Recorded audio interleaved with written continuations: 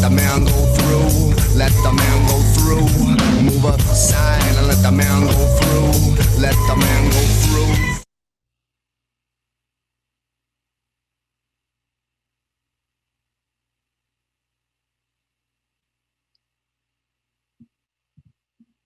What's going on? Hello. All right. Welcome to the Adderley School's first Red Talk. My name is Janet Adderley, and I'm the proud owner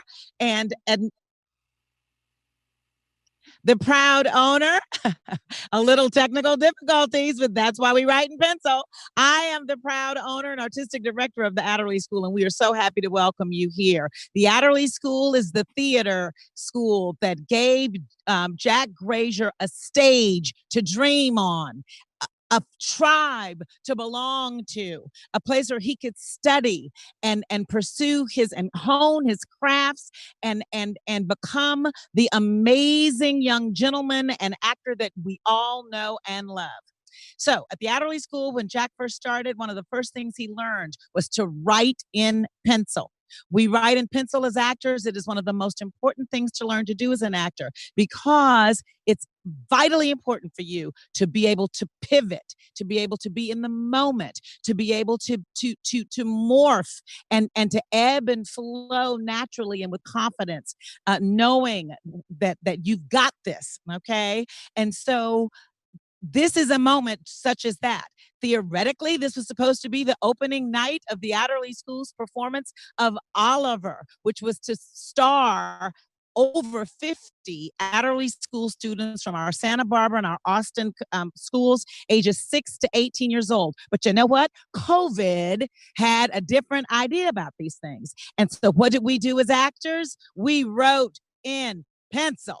And we then moved everything online, created this amazing program of Red Talks and acting classes and dance classes so that kids all over the world could study at the Adderley School just like Jack. And on top of that, I called up Jack and I asked him to be our very first Red Talk guest host. And he was like, of course, I'll spend an hour or two or 3. The night could get long. You people in Scotland, hang in there with us. But he was happy to do it and very excited to be with you guys. And so we thought, well, shoot, if I'm going to be there, I'm going to bring one of my buddies with me. And so here we are. And at this point, I am happy, excited, thrilled, beyond proud to introduce to you the 2 amazing men of the hour, Mr. Zachary Levi and my darling, amazing boy, Sir Jack Dylan Grazer. Yeah! Oh, I love you. I wish I could give you the biggest hug right now. Janet. Thank you.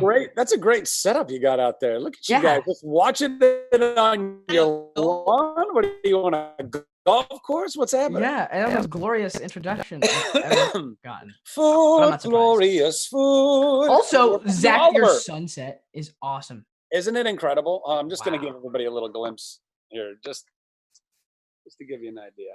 Whoa!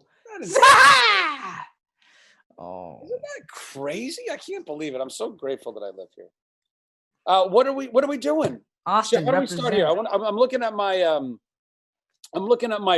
guys. I have a whole little schedule here and everything. This is my job. I'm gonna walk us through this this evening, or at least part of the evening anyway. Talking about my young friend here, my young friend and scene partner that I was honored to share screen time with in the Bafo Hit Shazam, everybody. The Bafo Hit Shazam. Jack Dylan Grazer, why are we here today? What does the Adderley School mean to you? Why does the Adderley School mean what it means to you? I guess.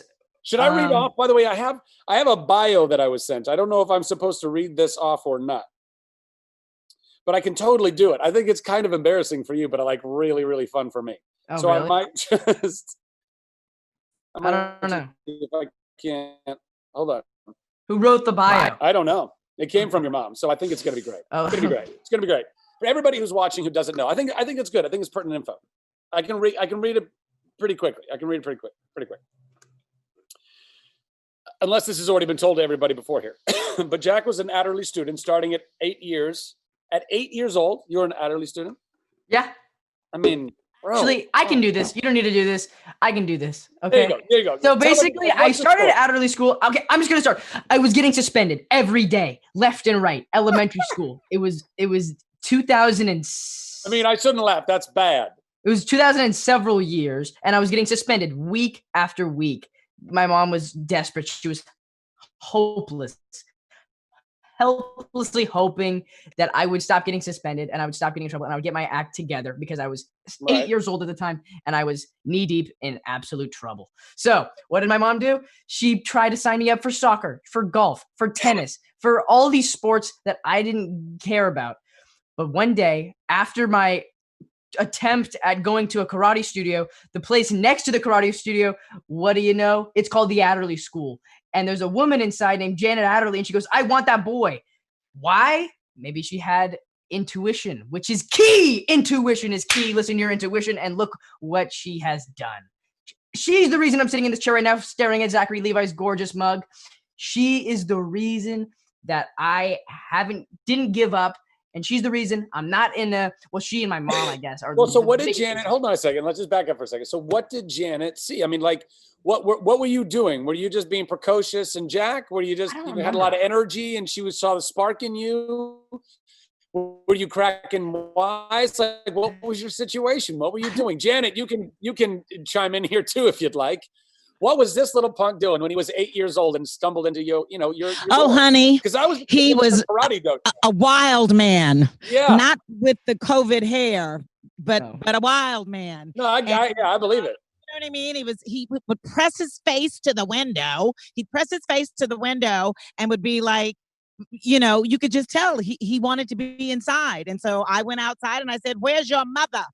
And she's down the way. And then I said, "Go get her," after 3 weeks of him doing that. And I said, "I want your boy." Clearly where he belongs.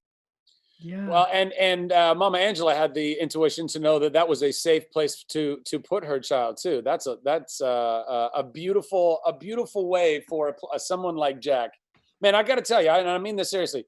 I wish that I would have had an Adderley school when I was a kid. I mean, I'm so grateful for where I'm at right now in my life. But to have an outlet, like a creative outlet like that. That's exactly what it was. Yeah. And a foundation too, and a solid. So did you immediately feel like you just fit right in? Did you immediately feel like I didn't feel that before. Right in the room? Yeah, and because I don't think I'd ever felt that before. I felt always kind of like someone in a fishbowl. I think always in elementary school when I would go to daycare as a toddler, I'd be like, I'm superior to every single one of you.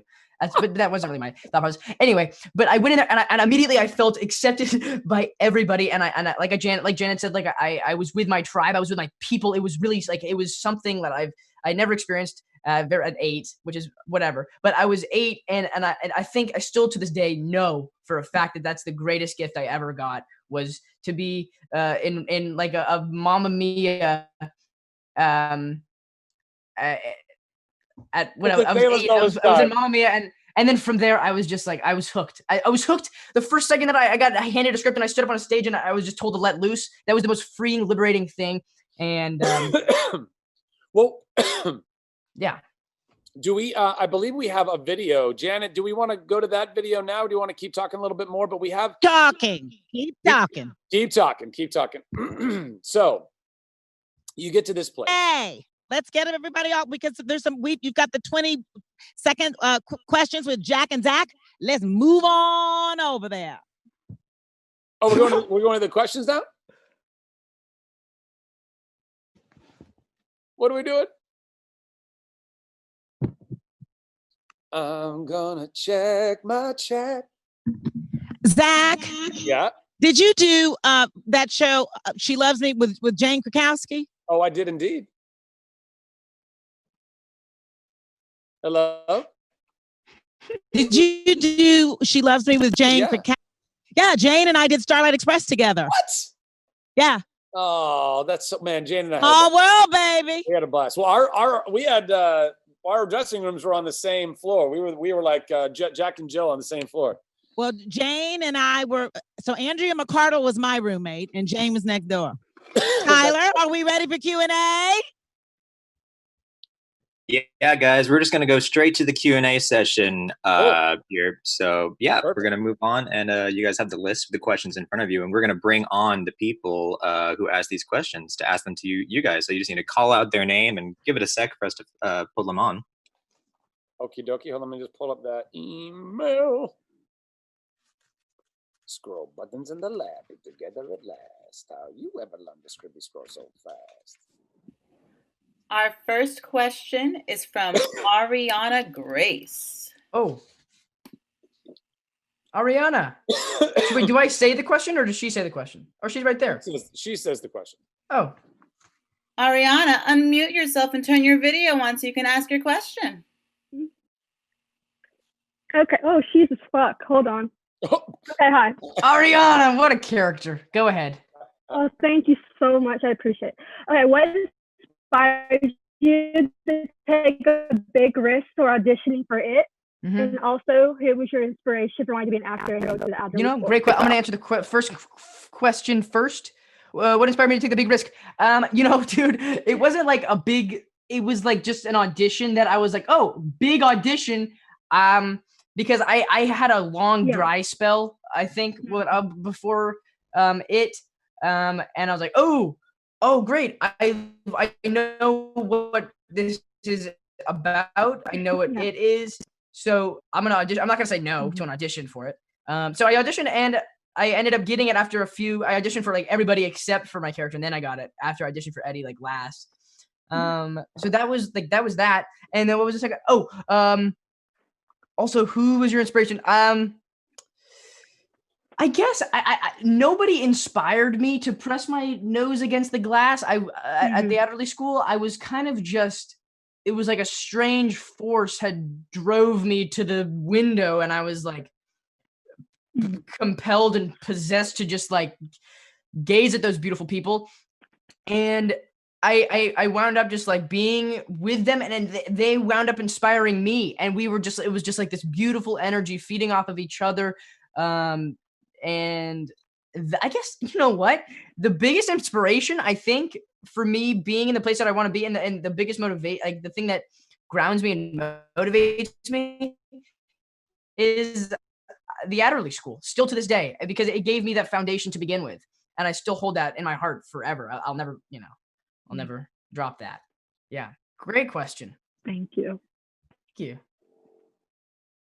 All right. Our next question is from Alexia Flores. Alexia Flores from Lima, Peru.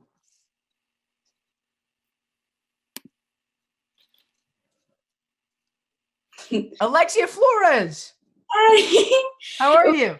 I love you so much, guys. And my question is, how do you feel when they call you to participate in Shazam?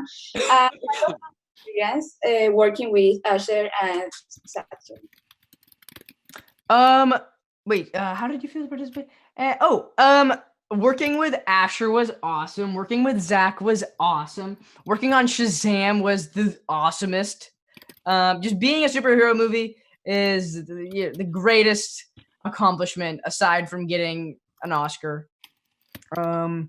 So that was the biggest, awesomest privilege ever. And especially for DC, because I really liked DC. So that it was a really awesome reward. It was an awesome experience. Yeah. Thank you. Thank you so much, Alexia. Hi. Next up is Sarah Valenti.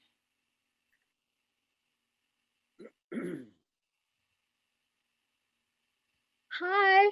Hi, Sarah Valenti. I remember you. I remember your hat. I remember that hat from.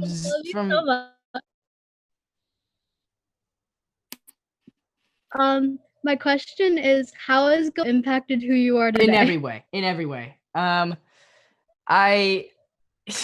It's really the glue to all the pieces of me. It really holds me together. And and it's like I said before, it grounds me. And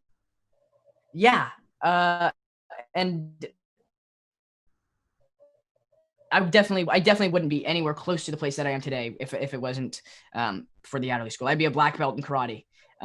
But this is pretty cool too. Thank you so much. I love you. Thank you. Great question.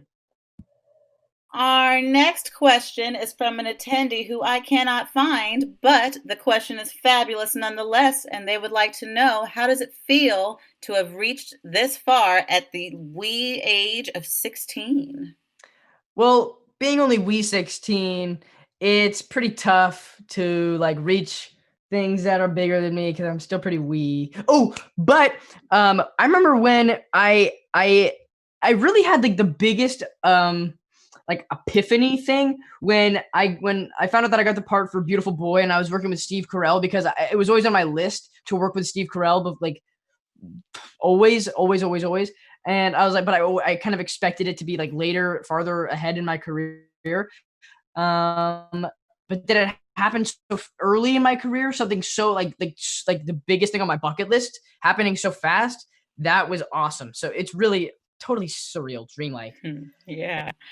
Our next question is from Noah Paul. Noah Paul. Noah, unmute yourself and turn on your video. Reveal thyself.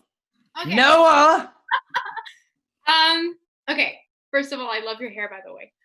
Which one? Thank you. It's getting grayer. Okay, I do. My question was, I have a question. What was your reaction to seeing Bill Skarsgård in his Pennywise makeup for the first time? Zach. Terrified me. Absolutely terrified me. Yeah. Oh yeah. No, actually, it was freaky. It was freaky, but when I saw it, his full sporting attire to be killer clown, I was like shocked and I was amazed and I was proud and I knew that the movie would do well because I saw it and I was like, okay, we got it in the bag. Great question. Thank you. Thank you. Next up is Sophie Lividotti. I don't know if I pronounced that right. Beautiful. Lividotti. Sophie, Lividotti. Unmute yourself and turn your video on. Hi. I like that accent. Zach. Hi. How are you? Good. How are you? Good. All right. Here's my question. So my question is a twofold. What is one thing you miss about theater? And what is one thing you do to prepare yourself for an intense scene? I feel like theater is just one big intense scene now that I think about it. Yeah. Now that I heard those two sentences. Right? Because I feel like I do the same thing for both. Okay, so what do I miss about theater? I kind of like I really just miss the feeling of it's showtime. You know, like I don't know, like you're like the crowd hasn't seen you yet, and you're about to go out, and then you do, and then it's like the biggest rush, and you have to go out like singing something, and that's like, and you're just like ultimate like letting your, in a way, I think it's letting your ego go so much, and just like dropping all the strings, like all your puppet strings, and just being like, it's just me now, and I'm gonna be vulnerable, and I'm gonna be like, I'm just gonna let loose, and that's what it is, and it's you're giving yourself to the stage, and it's beautiful. And I miss that feeling of just like letting myself free, letting myself go, and feeling liberated, because it's a different kind of thing to capture in film, because it's not like it's not live, and it's not like spontaneous, and it's not like, because you get a few chances. With this, it's like the rush of a lifetime. So that's what I miss most. Yeah. Oh, the second question. What is one thing you're good? What is one thing you do to prepare for an intense scene? I go in my dressing room and I look at myself in the mirror and I go, "You're a star, a big, beautiful, shining star." What's that from? I don't know, but that's the way to do it. Boogie Nights. But I'm not. I don't do that. That's not what I do. I just go inside. I go really internal. That's what I do. I just get really internal, and I'm like, okay, just yeah. That's what I do. Zach, I'm sure everyone would love to know your answer to that question Yeah. too. I don't know if I can follow up that. No, that's kind of a rant. I'm sorry. No. It was no, not the rant. No, just the reference that you made at the end of it. I'm just a interesting choice of references. I know. I couldn't think of any other reference, and I wanted to use a reference. Not that this should shock me. You're like a landmine sometimes. Man, doing that Shazam press tour. Let me just tell everybody. The little firecracker that Jack Dylan Grazer likes to be. He's a little landmine sometimes, and he says things because they just jump out of his mouth. Well, because they're too good not to say, and I forget them if I don't say them. Timing is everything. Yeah, but sometimes I don't always have a notepad to write down the thing, so I just gotta throw the timing out the window and just say it. Oh my goodness! There you go. That's my advice. Timing is everything for everything. No, I miss. Yes, I miss the theater. I love the theater. I can't wait to go back to the theater. I try to do it as often as I can. It doesn't. It's a difficult thing to do. Great theater just on the fly. It takes time to build a show and get attached to a show and then rehearse that show and then open that show and run with that show for at least a little while, depending on whether it's a drama or a comedy or a musical or all of that stuff, and how to fit that into a career. If you're trying to also do film and television, can be a challenge, but a challenge worth doing, because theater is the lifeblood that is all acting. Before there were ever cameras, there were people that were pretending and performing and entertaining and aping and jesting and doing all of the things, everything that theater stretches to. There's so many different areas and avenues within it, and stagecraft as well, right? Even film crews started as stage crews. Like all of it started there. So if you can go and build your roots in theater, then you have a far better, deeper understanding of all other acting and all other, I think, entertainment, performance entertainment. Yeah. All right. Thank you, guys. Yeah. Thank you. Fabulous. Up next, we have Angelina Hagag. I think that's how you pronounce it. I'll go with it. Angelina. Sure. Angelina, unmute yourself and turn on your video. Hi, guys. Hi, Angelina. Hey. Hi. How are you? I'm good. Thanks. How you doing? I'm good. So my question is, what subject in school do you hate the most? I don't really hate it. I'll be honest with you. I don't really hate it.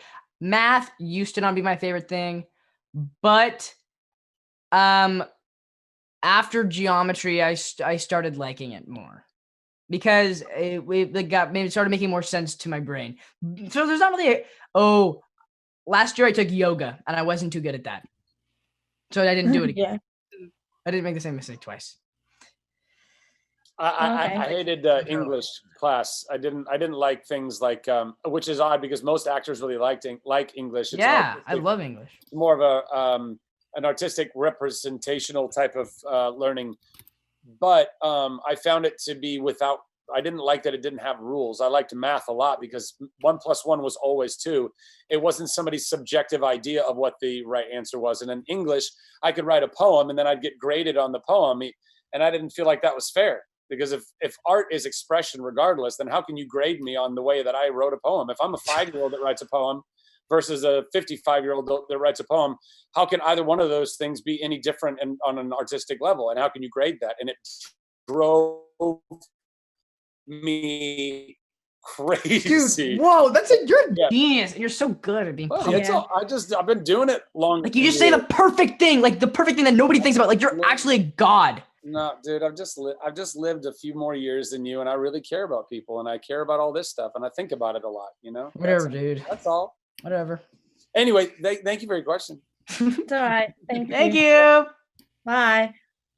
Next up, we have Julia Riskin from Santa Barbara, California. Julia was in the other room before. Yeah, Julia. She goes to. Wait, you like Schindler's List. I'm Julia with Schindler's List. That's right. I'm still in Adderley, actually. You're still in. Oh wow. So wait, what were you guys gonna do? Are you taking the online theater right now? Yes, I am. I just finished doing Annie and High School Musical today.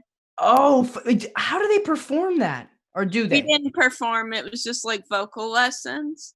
Oh, Although wow. there are Zoom performances for certain camps, yes. Oh, wow. Okay, so Julia, Are you about to do Oliver? Yeah, I'm in Oliver. I'm Mrs. Bedwin in Oliver. Oh, fun. Wait. Who is Mrs. Bedwin and Oliver again? Oliver's nurse. Oliver's The nurse. Who Will Buy scene, the one who sings the Where Is Love reprise. Oh, wait, after he gets adopted. Yeah. I mean, but she sings. Yeah, she sings it in the chorus throughout right the song. before throughout Who the Will show. Buy. Who will buy? Who will buy? Who will buy this wonderful morning? So you want to be our knife grinder, right? You want to be our knife grinder, right? I mean, you know what? I can knives to grind. Yeah. Julia, what's your question? Ripe strawberries, ripe. So what would you say to performers like me who have a disability like autism? What do I say? Yeah. Julia, from working with you on Les Miserables, I can clear-headedly say that I notice no difference in you than anybody else. I really think, and I mean, I have ADHD, but I've realized that if I'm able to be happy and do the thing that makes me happy consistently, where's the disability in any of that? You know, I think that if anything, it's an ability, if not a superpower, that, you know, it's kind of like an extra boost and engagement into whatever it is that that I'm passionate about. So, yeah, I guess that's what I say. That's what I say. That's my motto. How about you, Zach? Yeah, thank you. Really. Yeah, I would echo that, but I would just add, I think that it's important. Again, I was saying this in the room in I think the session before, but I think it's important that we just love ourselves fully, entirely, with no label, right? It doesn't matter if there is a disability or not. You're still an infinitely valuable soul that exists in the world. Then beyond that, if let's say your disability or what's labeled as your disability, there are plenty of disabilities that keep people from, let's say, being able to, I don't even have a disability, but there's no way I could play a center in the NBA. I'm never going to be 7 feet tall and play in the NBA. It's never going to happen. That is, in some ways, it's a disability. It's not obviously a disability, but it's a way in which I'll never be able to get there. So listen, all of us have limitations to where we'll be able to ultimately go in our existence as people. And we just have to accept that there might be limitations, but beyond that, you go, okay, I'm still going to do whatever it is that I'm doing to the nth degree. I'm going to give it everything I have. I'm going to do it because I love it. I'm going to do it because I feel like it's an expression of who I am. And if it can bless other people, then I'd like to bless other people. To what degree that becomes a career and whether or not money gets involved and all that stuff. I mean, all that stuff's up in the cards regardless of who you are. But I think that your passion and your love far outweigh almost anything else in regard, particularly when it comes to artistic expression, you know? Beautiful. Thank you for the question. Thank you, Julia. Up next, we have Brooke McConnell from Ontario, Canada. Brooke, unmute yourself and turn on your video. Pop-up video. Hi. Hey. So my question was, what pushed you towards your activism and charity with Stomp Out Bullying and No Kid Hungry? Firsthand experience. I recognized here's the thing. I think there's like a few obligations that I at least set for myself as someone in the public eye. There's things that like I feel responsible to do. Like if I have the power, if I have the privilege of being able to be heard by however 3.5 million people on Instagram, gladly let me, or like I'm going to take a place and try to make a difference as best I can because I have that like opportunity to. And since day one, I mean, elementary school, I experienced a lot of bullying, middle school, less in high school, a lot less actually. But that's because I was going to a really awesome school. But before it was definitely a consistent theme. But so from that, I really realized that if I have the power to do something about it, I'm going to. And I heard about Stomp Out Bullying, and they're doing their absolute best in their power to raise awareness about the kind of the biggest pandemic there is, which is bullying. Since the dawn of creation, it's been around. But they're an incredible nonprofit organization that I'm really proud to affiliate with. Yeah, great question. Thank you. Thank you. Love you. I love you. Up next, we have Bonnie Donacci from New Jersey. Bonnie Donacci. Oh, it's awesome. Bonnie, unmute yourself and turn on your video. Hi. Bonnie Donacci. Hi. How are you? I'm good. My question is, what has been your weirdest fan interaction? Probably this. Like this whole day. It's just been weird. No. Oh. Well, I know there's some people that like I see at every single convention I've ever been to, but that's not really weird. I like that. It's kind of cool. I don't know. I've had a few really weird ones, but it's fine. I don't know. Zach, I don't know actually. Zach, do you know? Do you have any like on your I mean, to be perfectly honest, no, I don't really have, I'm sure that I've had some less than normal fan interactions. I know that I have, but I don't personally keep tally of them because I don't find them to be, I don't know, at least the ones I've experienced thus far have all been minor enough where they're not that badly memorable. You know what I mean? It's not like it left me scarred and I'm like, oh my God. Oh, I know one. I know one. That thing happened. Like I've never had do you remember that time that thing happened? I don't remember that stuff. I don't know. Yeah. But I would say that in just an overall consistent thing that happens all the time that I wish people, and I actively try to converse with not just, fan bases, but also talent and stuff like that. And just trying to build more of a conversation about like, treating each other with more dignity and humanity. I think the weird fan experiences happen because as a celebrity, people put worth in you that you don't even really deserve. You're just a person who's, did a movie that became famous and people really think you're something special. And so they don't feel great about themselves oftentimes, or they don't even know it. And they feel like, oh, if I could just have a moment, I'll feel validated because this person that I think is famous and special and of so much worth can acknowledge me, And that's why I think we just need to be working on ourselves and like therapy and mental health and emotional health and all that kind of stuff is all super important, because then fan interactions, I think, don't get weird anymore. All of a sudden we're just all people again. And yeah, people, I think that could be a really beautiful thing, because I love it when somebody comes up. I mean, I think it's weird if somebody wouldn't like it, if you would have strangers come up to you and say, hey, I think you're great and I like what you do for a living. Like, that's one of the coolest things in the world. That's a very rare thing. Most people don't have that. You don't see plumbers being stopped on street corners with fans with like plungers and Sharpies saying, could you please sign this? I love what you did with the Johnson's toilet. Like, you don't see that happening. And they deserve it way more than I do. I'm 1% of the population that gets to do what I do. Same. And they're cleaning out people's poop. So, you know what I mean? If anybody needs a thank you, it's a plumber. But anyway, the point is, there's nothing wrong with that. It's when people go beyond that and then they want something from you, and they often don't even know they do want it from you because they don't realize they need it from you. They don't realize that they're not feeling super great about them, and they can feel a lot better if they can just get a little energy. By the way, not even just from you as a celebrity, other people, whatever.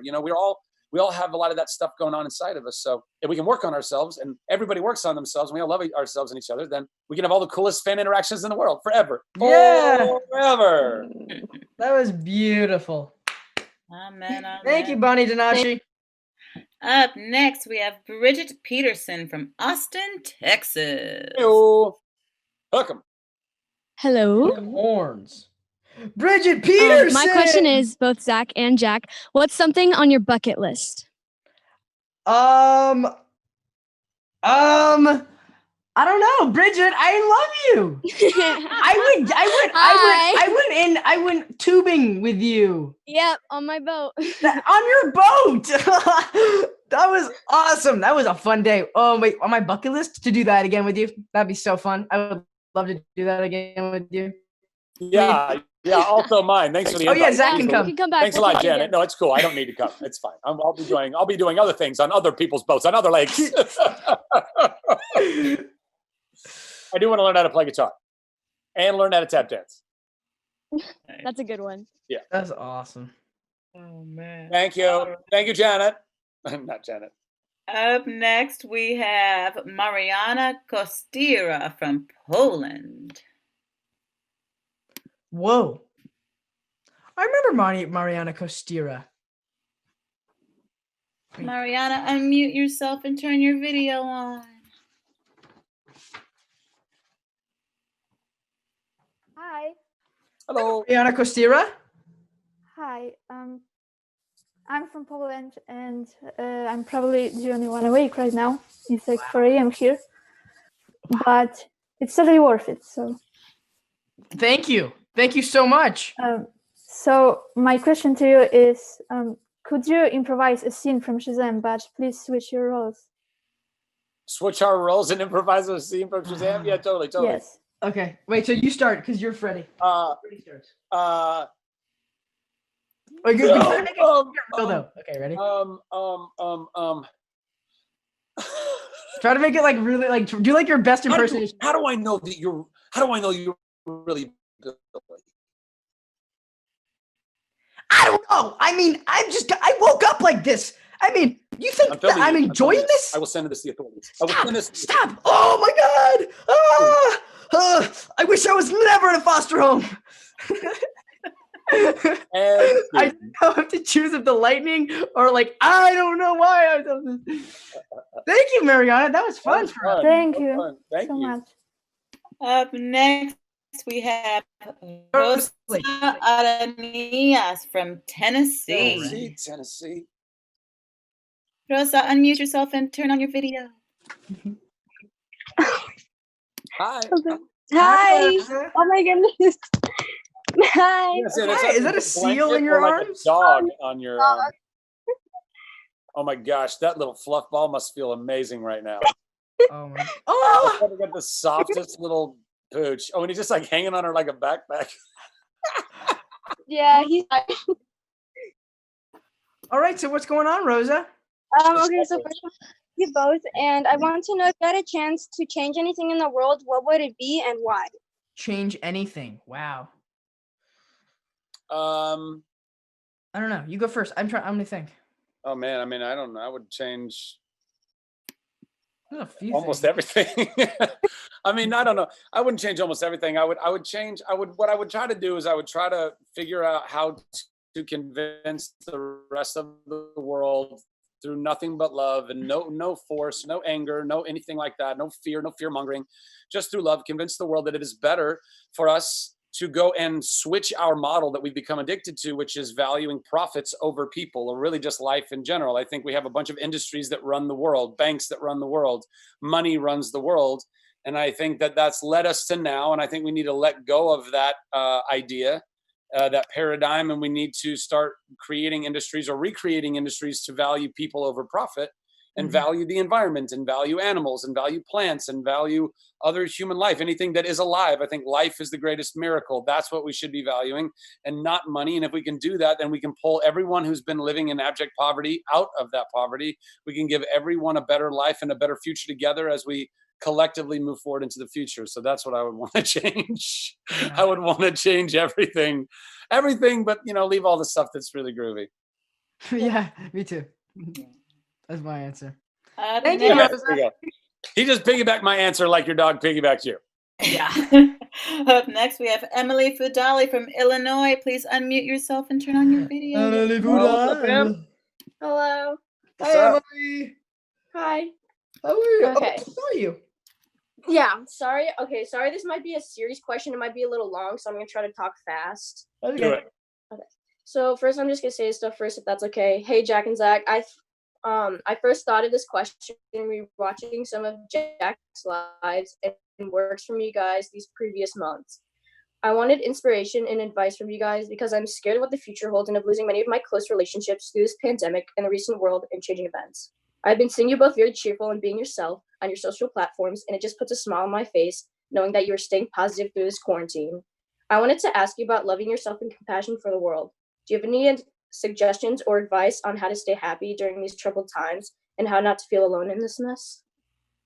Yeah. Sorry, that was a lot. Yeah, No, that that's was okay. good though. That was good. Because you know what? For the first time in like my whole life, I had thoughts other than just Flowers of Def Leppard. That was kind of when quarantine started, and like I mean maybe no, a lot before that. I think when I came back from Mexico, I don't know. I was going through a phase. I was very internal, and I was not funny, and I was like not the happiest all the time, and it was weird. I'm hoping it was hormonal, but I don't know. I'm kind of over it. But anyway, it's kind of personal. Anyway, for what I do to kind of just like step out of that, like that dampened energy feeling, just like that feeling, is that I focus on something. I really, really find it in myself to apply the willpower to focus on something that furthers me in anything, even if it's something that I don't really necessarily want to do, but it's something that is good for me, undoubtedly. Like it's a factual thing that it's good for me. Like doing doing my homework. Really, seriously. Like I'm all for like anarchists don't have confines, like don't like construct, but like do your homework because college is good. College is important and college is good. Just do it simply. Just and also just like things that maybe you've forgotten that you liked or something you want to new thing you want to learn. Always, I think the purpose of being a human is to at some point access your greatest potential, and by then it's over. But I think the most important thing is to always work to make yourself better and more evolved and better improved version of yourself. Always. So always shoot for that. Always do something to further yourself, and always be critical of yourself in the best way possible, just to further yourself and make yourself a happier person. Thank you. That means a lot to me. If I could just add to that, Yeah. and I do think I agree with young Jack here. I think having a productivity in your life, having some achievements, even small ones. This is all very clinical. Clinical studies have been done on this stuff, so I'm not just whistling Dixie. That basically so much of what we do in our lives and why we go after certain things that we find happiness in, that we deem to be good things, is because we have small achievements in those things, and that gives us little dopamine hits in our very hormones, and so it feels good, and we feel good, and serotonin. And my dog's freaking out. And hey, Blue, stop, please. Thank you. Yes, we've heard. Thank you. Come back. Thank you, Blue. I try not to yell at him because then I get hoarse. You know what I mean? He stays dog, and I go horse. So you get these little dopamine hits. Like, so for example, if you start in education early on in life and you do well in education and you know how to succeed in education and you're not struggling with your education, it feels good. You're succeeding within your scholastics. Some of us have a harder time finding that dopamine hit in scholastics because we might struggle with it. We're young, our minds are growing. And so it might be a certain, subject or something that we get stuck on. And then we start not just losing the dopamine hit, but now we start being frustrated with that whole thing of like learning or school or whatever. Oftentimes, like, and Jack can attest for this, like going skateboarding.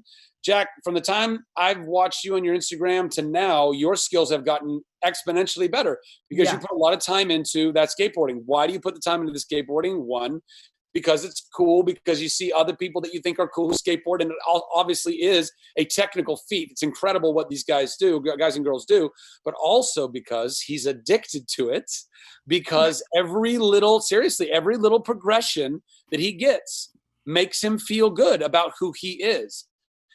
If you can find a hobby and you can make small little progressions with it, you can feel better about who you are. You gotta not give up on yourself. So while yes, it is important to have some kind of a self-awareness, I wouldn't so far to say self-criticism, but a self-awareness, I think that's also equally, if not more important, to have self-patience and self-kindness. and self-love, because there are far too many other voices in our lives that are being critical with us. What we need to be doing is countering that, not with critiquing those voices back, but rather loving ourselves, being patient with the progress that we are making. You know what I mean? Because it's very easy to fall into moments where we think we're failing life because we're not getting as good at skateboarding as somebody else. We're not getting as good at learning guitar or tap dancing or whatever it is, even scholastics. But it is important to believe in yourself, and it's very difficult to believe in ourselves when we might not have that at home. I didn't have a lot of people in my life that I felt like were really believing in me from a parental point of view. You know, I didn't have a lot of older people. It was older people that I met throughout my life that I think God brought into my life that ended up being like surrogate parents for me in those moments, that believed in me and like buoyed me. Similar to, I would imagine, Janet and Jack here. You know, Janet saw something in Jack. She saw it and she believed in him. Angela believed in him too, I know. But you know, there are places where you might feel not enough of that. And it's very easy to start criticizing yourself like a lot of voices outside of us. And don't do that. You promised me that, Emily? Thank you. I love you guys. Thank you, Emily. Really help me. Bye. Thank you. Bye. Amen, amen. Up next, we have Gabe Knight from England.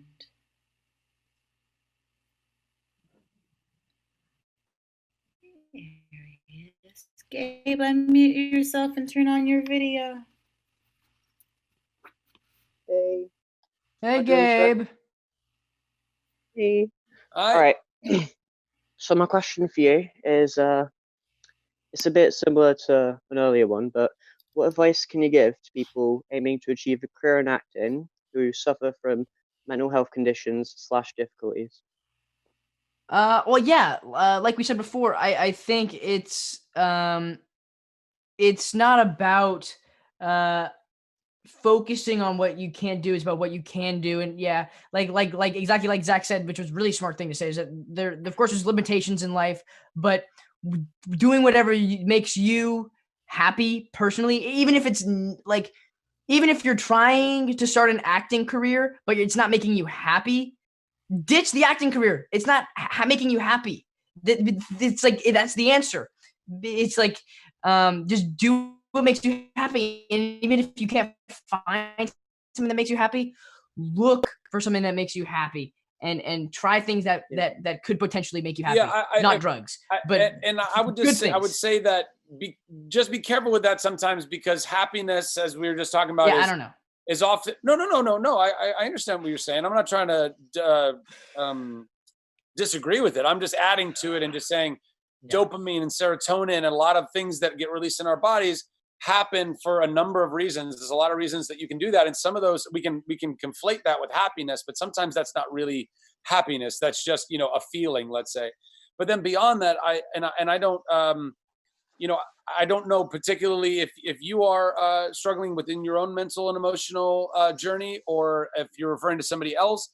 But I would just say to anyone who is, if your mental health is compromised in any way, and that is what you should focus on first and foremost.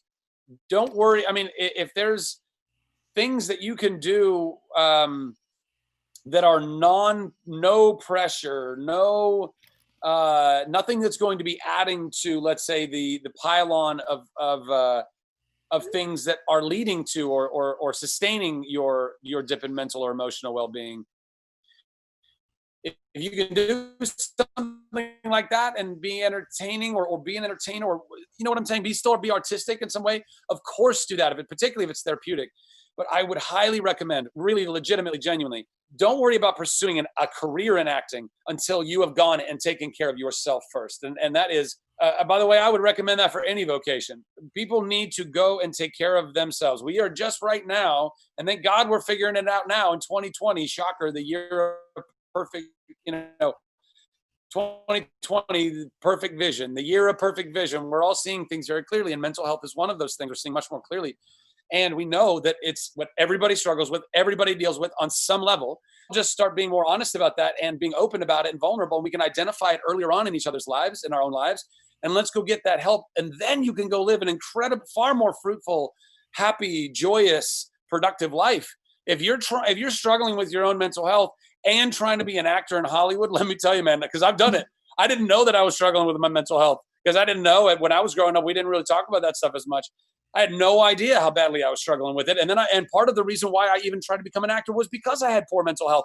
I mean, think about it. How many people need the validation of perfect strangers all the time? Like, it's performers. We perform and we want that validation and we want those claps and we live for those cheers. Well, guess what?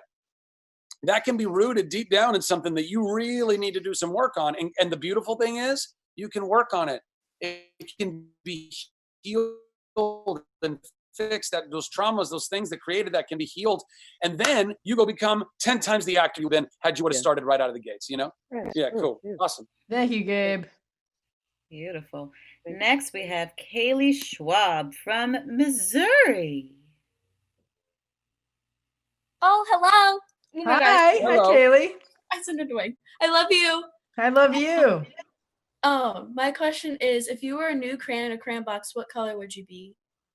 A new crayon in a crayon box? Yeah. Ooh, I'd probably have to go with what's like one of those obscure ones that like you don't know? It's opal. No, I mean that's probably no, periwinkle. Periwinkles was a funny one. Periwinkle. I remember that one from the crayon box, and I didn't know if it was like purple or blue, but it was just periwinkle. How about you? My color would be the color awesome, and that is a color. And that is a color, and you can find it. You can Google it right now. It's one of my favorite shades of pink. Wait, are you serious? Yeah. Mm-hmm. You can Google it right now. It's a real thing. Awesome pink. Awesome pink. Yep. Wow. Thank you for your question, Kaylee. Thank you. Next, we have Nia Jones from England. Nia, unmute yourself to me. There we go. Hi, Nia. Hi. How are you? Hi, I love you. So my question is, during your time at Adderley High School, or Adderley, was there ever a moment when everything clicked and you knew that acting and theatre was what you wanted to pursue a career in? Yeah. Yes. I think that was honestly like the first day that it happened, because it was a feeling that was unlike any other that I'd felt, and I wasn't getting in trouble for it because it was the same feeling. Actually, yeah, it kind of was. It was the same feeling that I got from like making my friends laugh in class in elementary school and by doing something inappropriate, but I was doing it in the right environment this time because timing is everything. Isn't that right, Zach? That's right, bro. Yeah. So I was like, wow, I'm really at home here. So that was kind of like the first day. Yeah, that was the first moment. Yeah. Thank you. Thank you. Next, we have Lex Bacon from Delaware. By the way, I love bacon. Yeah. Lex, turn on your camera and unmute yourself. There. Hey, Lex. Lex, you're related to Kevin Bacon, right? I don't know. God, I feel like I'm stuck in Groundhog Day. I said that every single time I've ever seen goal as an actor. My question is, what is your main goal as an actor? To go to the Adderley school. No. Yeah. To go to the Adderley school. My main goal as an actor, to just keep doing it. Never stop. And also maybe expand into being behind the camera at some point. Zachy? I don't know. I mean, I think it's kind of changed over the years. I got into acting because I was a young child and quickly figured out that I could intentionally make somebody laugh. And I knew even at like 4, I knew that laughing meant that person felt good. Laughter only meant good. There was no tears could mean happy or sad, but if you're laughing, that means you're feeling good somehow. And I figured out that I could intentionally make somebody laugh, not just like on accident. You know, kids like make people laugh on accident all the time. and they have no idea how they've done it. And then you laugh, and then they try to recreate it over and over again, which makes you laugh for like 2 more times. And you're like, okay, kid, it's not funny anymore. But so at 4, I was like, okay, I figured it out. You can do this thing. It's like a magic trick. They laugh. That means they're feeling good. That made me feel great. And so then I was addicted to that. I couldn't stop. That became my dopamine. That became my serotonin. I was like, I could not stop. I was doing impersonations all the time. I was the loudest, spazziest, craziest child. And so for me, what acting meant right out of the gate was just make people happy, make them feel good. Then it became, also, when I discovered drama, theater and drama, and I was like, you can make them cry. You can make them feel deeply about something, which means you can shine a light on something important and tell a story about something and make somebody feel for someone else. An empathetic, deeply empathetic way. So then it became, that's why I was an actor, to do both of those things. And then ultimately, I think I continue to do it, partly because of those things, partly because I just really enjoy it. And also because it's been a great means to do many other things and try and build other businesses that are more conscientious in the world and hopefully make the world a better place, not just by making better movies and stuff. Hopefully we all get to do that, but also, making other businesses that do other things that help people. Thank you. Thank you. Tell Kevin we said what's up. Oh! Next, we have Maya Gillum from British Columbia. Oh. Maya, unmute yourself. There we go. Hi. Hi, Maya. So, I'm 13, and ever since I found Jack in the movie It, I became instantly obsessed with not only him but the whole cast, and they made me feel important. And even if Jack wasn't here with me to give me physical or digital advice, but the love to all of his fans gave me a purpose to wake up in the morning. And so my question is, being a 16-year-old actor who's obviously already made it, how do you keep so genuine, and how do you deal with hate? I'm not sure if you deal with great big amounts of hate, but even if you do, I always see you putting smiles on people's faces and being so lighthearted. And so how do you deal with hate and keep so genuine with everyone? The biggest thing is having a strong anchor, and your anchor should be chained right to your heart. Mm-hmm. I think that a really, like that, knowing who you are and what your core and what your I guess your soul, what your soul's purpose is, knowing that, that's that is so the ultimate cure to haters or hate or whatever.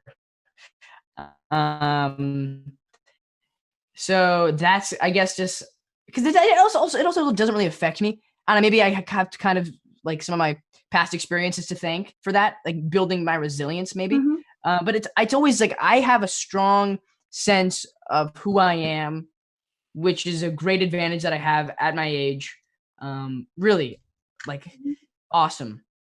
So that's kind of, I'm strong that I know who I am. So nothing anybody else can say can really bring me down. Yeah. And that's kind of how I keep a smile too. Just knowing who you are. I have just one more little thing. Yeah. So since so many actors are my biggest inspirations, I'd like to maybe start a career in acting at some point, but I have really bad social anxiety, especially with performing. Mm-hmm. And so this question could be for both of you. How do you deal with sometimes getting really nervous and preparing for auditions? Well, why do you want to act?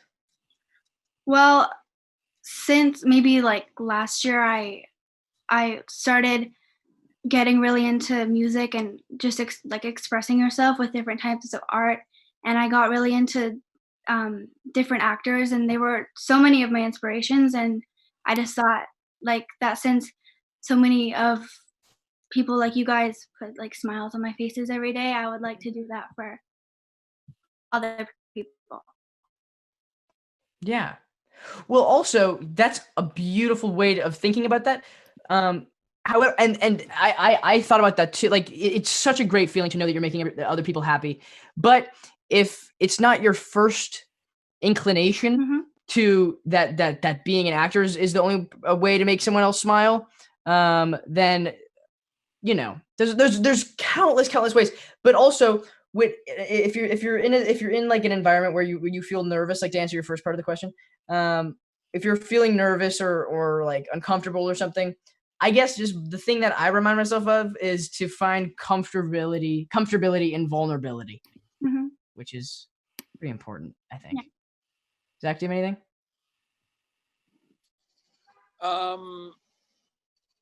Yeah, I don't know. I mean, I like you were saying, Jack. I think it's great that you have found inspiration in sources that may be actors or in movies and whatnot. I think that the first thing to do would really be to dig down into what does that really mean? Like, the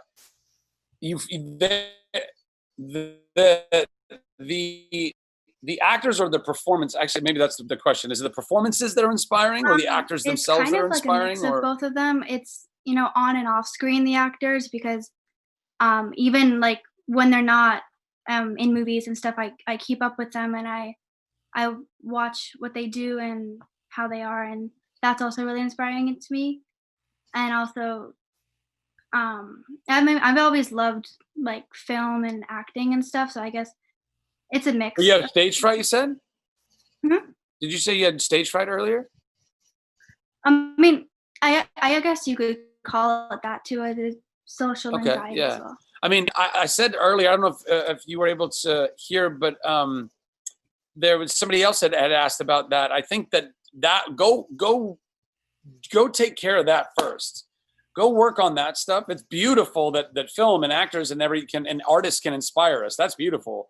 But take that inspiration, let it inspire you to go take care of you, to go love you, to go focus on you. I think we get pulled to focus on all other things, other people, other objects instead of ourselves.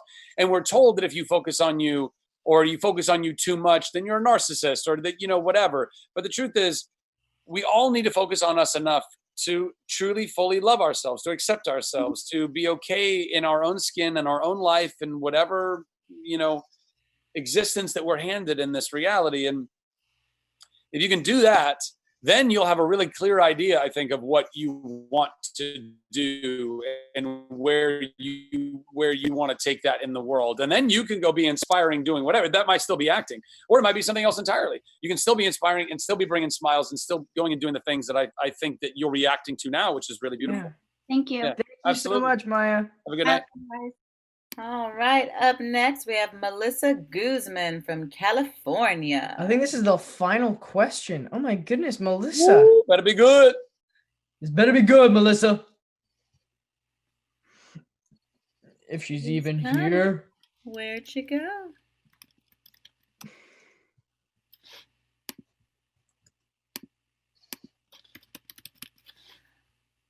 Something happened and she disappeared.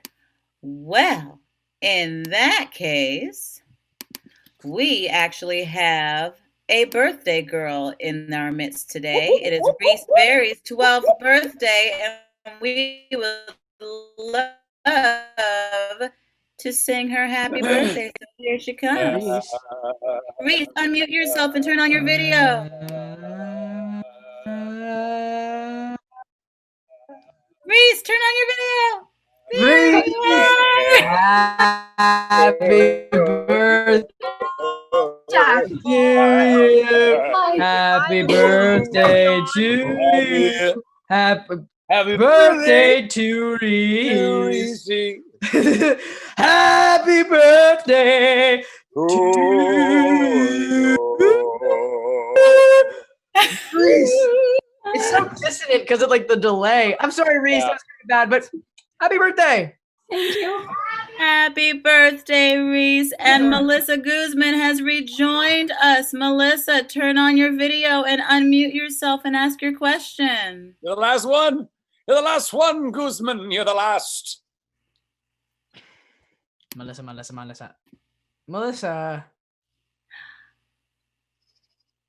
They're working it out. They're working it out. She's coming, or she assuming that might be Melissa having Guzman technical goes difficulties. to a private school. I think she's in a. Well, I have her question. I can just answer her question if she can. Absolutely. Okay, so Yes. Melissa Guzman from California asked, "What's the best thing that's happened to you since you became an actor?" Dude, so much, like everything. Like I'm so stoked on being an actor. No, what's the best thing that's happened for me? I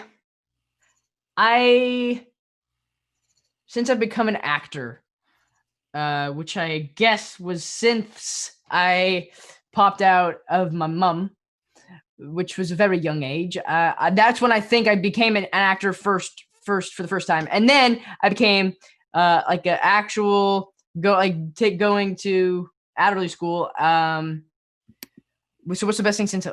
Sorry. Since you started as a working actor, let's best thing ever.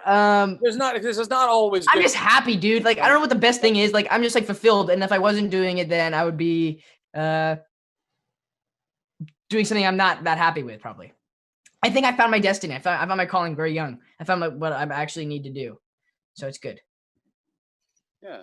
What's going on? Oh my god. Is that Melissa Guzman? I think that might be Melissa. That is. She's trying to get her video on. Oh, Melissa! But did you hear my response? That was really bad. No. Oh my god. Oh my god. Well, that's so good because it was really bad. So I'm gonna answer it again. And your question. Wait. I'm gonna answer your question. Wait. I think I can. Oh. Wait, something happened. I don't know what's going on. You can answer it again, Jack. That's fine. I can hear you. I think it You can hear me. Yeah, we can hear you, Melissa. Well, my question. Well, you already know. I know. no? But I The answered it, but question. I don't think you could have that you heard. But I can answer it again. I'm having problems right here with my internet.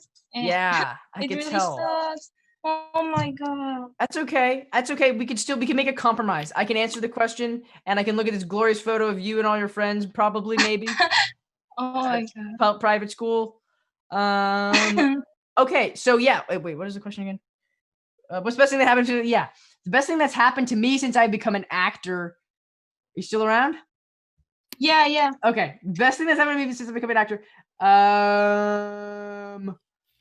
Being able to fulfill my dream and find my destiny so young and do what I am meant to do. That's awesome. So I'm not scouring for my passion anymore. I've found it, and that makes me happy. That's the best thing.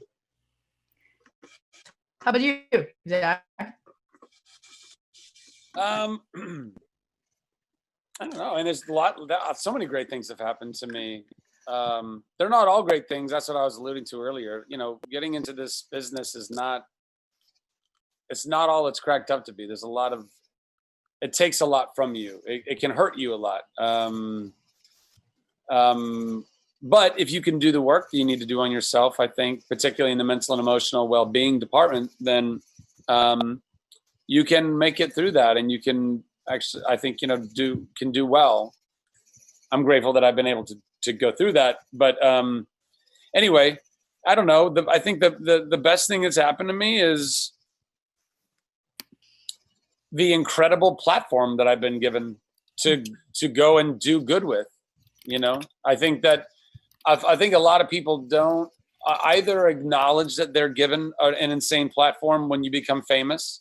Either they don't acknowledge the platform exists, or they don't think that it's important what you do with it. But I think it's very important. I think that, like Spider-Man says, or rather, his uncle said, with great power comes great responsibility. Like that kind of, idea. I think that's very important. I think a lot of people don't take that serious, and it's too bad. I don't think that makes them bad or evil people. I just think that they're not taking an opportunity to take a gift that they're given, because really it's a gift. Nobody earns being famous. Nobody's talented or good enough or whatever to be known all over the world. I think it's all kind of so ridiculous. But if you're going to be known by many people around the world, then darn it, use it. Use it for good. Use it to go help people in whatever they're struggling in. Go be the hero that you see in the movies. Go try and be somebody who is creating and enacting and helping and encouraging good, positive, forward-moving change in the world. And I love that I've been blessed with that opportunity, at least to the extent that I have whatever my platform is right now. And the truth is, we all have a platform. Everybody has a platform. Your platform might literally be, a very small one, very low to the ground, and you have influence over, or in the lives of your friends and your family, and that's what your platform is. But you still have responsibility with that. And then people, have more platform. You become a teacher. You're influencing many, many children all day long, or any police officers, whatever. There's influence in these things, and we can either choose to be good stewards of the influence that we have been given, or we can choose to be self-serving stewards with the influence that we are given. And I think that we got to get off. We got to help people love themselves enough that they don't have to serve themselves with their own influence. Yeah. I think that would be a groovy thing to do. But the platform and the ability to use it, I'm so grateful for it. Thank you for that question. Yeah, thank you. Yeah, I love you, Jack, so much. I love you. Thank you for being triumphant and making it work. Oh, well, that was our last question. So we are getting ready to wrap it up. So we're bringing it back to Miss Janet. Well, let's turn the sound down. Wonderful. So I don't reverb. I am so incredibly grateful to Zachary, Levi, and to my boy, Jack Dylan Grazer. This could not have been a better launch to the Red Talk series. Again, we write in pencil. We now have the platform to teach kids to act, sing, dance, and connect all over the world. If you or somebody, you've asked so many great, amazing questions about theater and acting and finding your passion and all of those things. If you want to give that a whirl and you really are serious about this, find a great acting school. And at this point, the web is infinite. So possibilities are infinite. If you want to check in with us at the Adderley School, we'd love, love, love to see you. So we are launching an online series. I think there's going to be something on the screen with all of the various guest teachers coming from Broadway, coming from TV and film, directors, managers, Hollywood managers. There are going to be writing classes, all sorts of things that you can check in with us online and study at the Adderley School. So we hope you'll join us with that. Again, well, Zachary, Levi, on your day job, you might think about becoming a preacher, honey. So I just need to throw that in. It was so unbelievably wonderful to hear you inspire these kids in the way that you do. And then Jack Grazer, I don't know what to say about you, except that it was divine intervention that young little 7-year-old boy pressed his face against my window, waving through the window. And I am so proud of you. Keep going, keep growing, keep spreading love, keep inspiring your generation and the generations to come. I love you madly. At this point, because I'm a little church too, Zach and I, sort of cut from a similar cloth. And at the Adderley School, we always end with this song that meant the world to me when I was just like you guys in my living room watching my little TV set and watching a woman named Carol Burnett, who was my idol. I loved and worshiped Carol Burnett, and I lived to hear her sing her closing number. Zach, I think you may know it, her closing song. She's a Texan just like I am. She lived with her grandmother. She was raised by her grandmother. And so when she became Jack Grazer, when she became famous, she would do her closing number as a special secret goodbye song to her grandmother, where she pulled her ear and her grandmother knew she was talking to her. So I've got some of my Adderley buds with me. I got all my kids with me, and we're going to sing our closing song together. Zach, I expect you to know this song and to sing along. Jack Grazer, you know what to do. Here we go. I'm so glad we had time together. Just to have a laugh or sing a song. Seems we just get started before you know it. Comes the time to say so long. We love you madly. We'll see you Love soon. you madly. I love you. Bye-bye. Bye, Jack. Bye. I love you all. Thank you so much.